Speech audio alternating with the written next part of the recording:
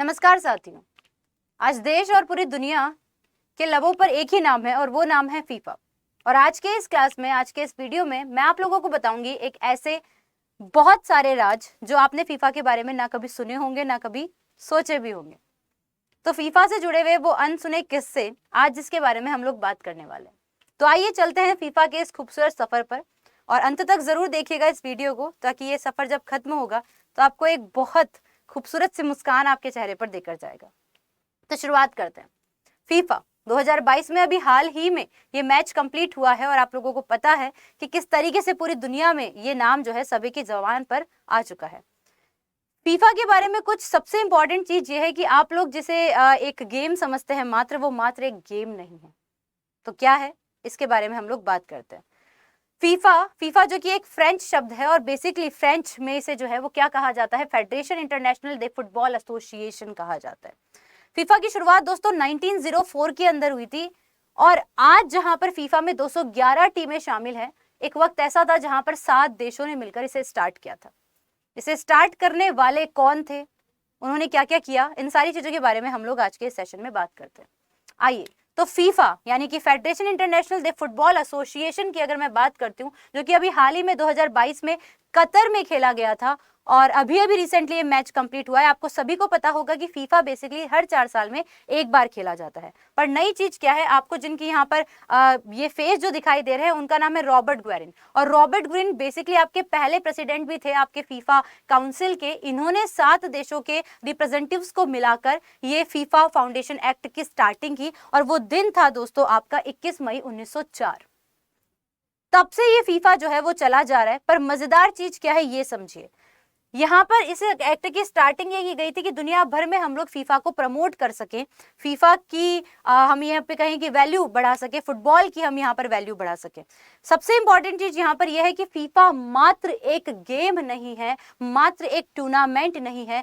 FIFA basically एक NGO है। जी हाँ दोस्तों, आपने सही सुना, फीफा एक एनजीओ है, नॉन गवर्नमेंट ऑर्गेनाइजेशन ये है और इसका काम है दुनिया भर के लोगों को डेवलप करना, उनकी ग्रोथ करना।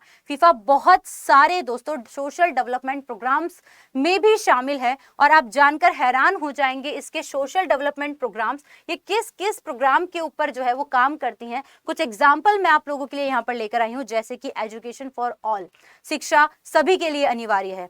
फीफा इस प्रोजेक्ट पे काम करती है, फीफा एनजीओ इस प्रोजेक्ट पे काम करता है। इसके अलावा प्रोटेक्ट चिल्ड्रन और इसके अलावा सेव द प्लैनेट जैसे खूबसूरत प्रोजेक्ट्स पर फीफा एनजीओ काम करता है। मकसद एक ही है, दुनिया में शांति और दुनिया में लोगों की खुशहाली के लिए काम करना। इसके अलावा दोस्तों आप लोगों को ध्यान रखना है कि फीफा के बारे में हम जब जब बात करते हैं, फीफा फाउंडेशन के बारे में बात करने से अलावा फीफा से जुड़े हुए तमाम सारे फैसले जो है वो दरअसल फीफा काउंसलिंग लेती है। फीफा काउंसलिंग में दोस्तों हम यहाँ पर बात करेंगे कि एक प्रेसिडेंट होता है। फीफा काउंसलिंग के अंदर जो है दोस्तों 8 वाइस प्रेसिडेंट होते हैं और फीफा काउंसिल में दोस्तों 28 मेंबर। तो टोटल मिलाकर आपको ध्यान रखना है कि 37 मेंबर का ये काउंसिल होता है जो सारे बड़े डिसीजन लेता है और उनके ऊपर एक हेड होते हैं जो कि एक प्रेसिडेंट होते हैं। पहले प्रेसिडेंट के बारे में आपको बता चुकी हूं कि फीफा के पहले प्रेसिडेंट रॉबर्ट ग्वेरिन थे। इसके अलावा जो खास चीज है जो फीफा को अब और खास से खास बनाने वाला है, 2022 के बाद में आपको ये तो पता होगा कि अगला मैच 2026 में होगा। पर क्या आप ये जानते हैं कि 1904 के बाद में जितने भी मैच खेले गए, आपको ये भी पता है कि हर 4 साल में ये मैच खेले जाते हैं, पर 1942 और 1946 में ये मैच नहीं खेले गए थे। ये फुटबॉल वर्ल्ड कप की अगर मैं बात करती हूँ फीफा की, तो वो नहीं खेले गए थे, ठीक है, 2042 और 2046 के अंदर। अब अगले साल फीफा क्या आप लोगों के लिए खास लेकर आ रहा है, उसके लिए आप जान लीजिए फीफा वुमेन्स वर्ल्ड कप। दोस्तों देश और दुनिया में महिलाओं को जो बराबरी का अधिकार दिया जा रहा है और आने वाले वक्त में महिलाएं जो कि फुटबॉल, महिला की जो टीम है जो फुटबॉल में बहुत अच्छा कर रही है, उनके लिए अगले साल आ रहा है फीफा वुमेन्स वर्ल्ड कप। दोस्तों इसके अंदर 2 टीम यहाँ पर रहेंगी, एक ऑस्ट्रेलिया की और एक न्यूजीलैंड की। 2023 में ये खेला जाएगा। सबसे खूबसूरत बात यहाँ पर ये है।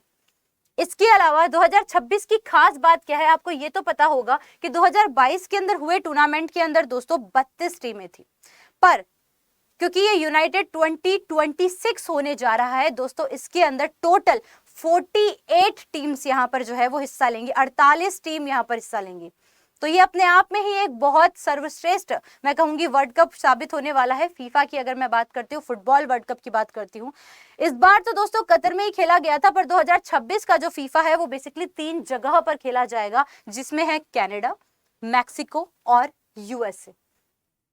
तो है ना दोस्तों, ऐसी तमाम सारी खूब सारी और आपको मुस्कुराहट दे जाने वाली इंपॉर्टेंट इंफॉर्मेशन जो कि आपको इस वीडियो के अंदर मिली है। एक सबसे इंपॉर्टेंट चीज कि आप जिस चैनल पर हैं वो है अड्डा 247, और जब आप अड्डा 247 में जाते हैं तो आपको पता होना चाहिए कि यहाँ पर जितने भी आपको कोर्सेज मिलते हैं वो कोर्सेज भारी छूट पर मिलते हैं, और उसके लिए आप लोगों को लगाना पड़ता है एक स्पेसिफिक कोड, और वो कोड है आपका Y698। अगर आप ये कोड का यूज करते हैं तो आपको यहाँ पर उपस्थित 247 के एप्लीकेशन पर उपस्थित तमाम सारे कोर्सेज पर 78% का भारी छूट मिलती है। तो आपको याद रखना है ये कूपन कोड Y698। और इसी के साथ ही एक खूबसूरत की मुस्कान के साथ मैं आपसे अलविदा लेना चाहूंगी। मिलेंगे एक नए और खूबसूरत वीडियो के साथ में, तब तक बने रहिए अड्डा 247 चैनल पर। Thank you so much guys, thank you.